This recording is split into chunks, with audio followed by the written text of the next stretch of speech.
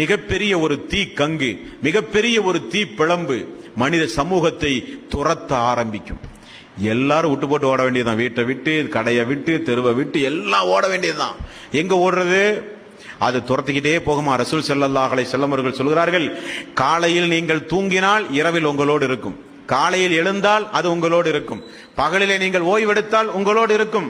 உங்களை துரத்தி கொண்டு ஒரு திசையில் இந்த மனித சமூகம் அத்துணையையும் கொண்டு போய் ஒரு திசையில கொண்டு போய் ஒன்று சேர்த்தும் அந்த நெருப்பு கங்கு. அதற்கு பிறகு என்ன நடக்க போகுது?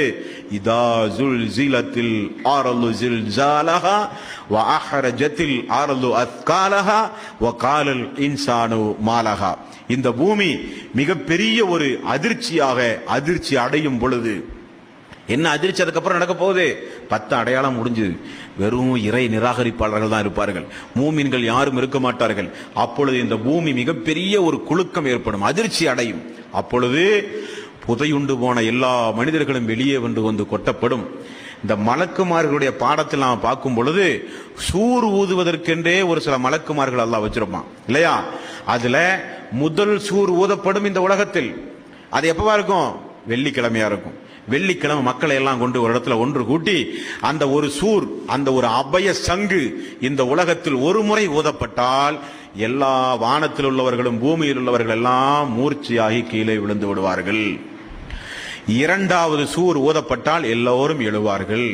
அந்த முதல் சூர் ஊறும் பொழுதுதான் இந்த பூமி அதிர்ச்சி அடைவது, பூமிக்குள் புதையுண்டு போன மனிதன் எல்லாம் வெளியே கொண்டு வந்து கொட்டப்படுவது, சூரியன் சுருட்டப்படுவது, சந்திரன் சுருட்டப்படுவது, இந்த கடல்கள் எல்லாம் தீ மூட்டி அப்புறப்படுத்தப்படுவது.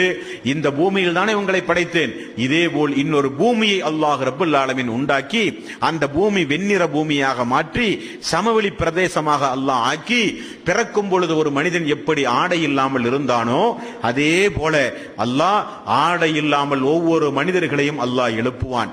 பிறக்கும் பொழுது எப்படி ஒவ்வொரு ஆண்மகனும் கத்னா செய்யாமல் குழந்தை பருவத்தில் பிறந்தானோ அதே போல கத்னா செய்யாதவர்களாக ஒவ்வொரு மனிதர்களும், கத்னா இல்லாமல் எப்படி மனிதன் பிறந்தானோ அதே போல சுன்னத் கத்னா இல்லாதவனாகத்தான் ஒவ்வொரு ஆண்மகனும் அந்த மறுமை நாளிலே எழுப்பப்படுவான். எழுப்பினால் அல்லாஹ்வினுடைய நீதிமன்றமும் அல்லாஹ்வினுடைய கேள்வியும், கேள்விக்கு பிறகுள்ள நரகமும் சொர்க்கம் என்று அந்த மறுமை நாளை ஒவ்வொரு மனிதர்களும் அன்றைக்கு சந்தித்தே தீருவார்கள்.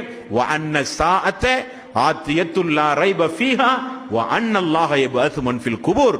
அந்த நாளில் நிச்சயமாக வரும், அந்த நாளில் எந்த சந்தேகமும் வேண்டாம் என்று அல்லாஹ் ரப்பல் ஆலமீன் அந்த நாளை குறித்து இந்த மனித சமூகத்திற்கு அல்லாஹ் தெளிவுபடுத்துகிறான்.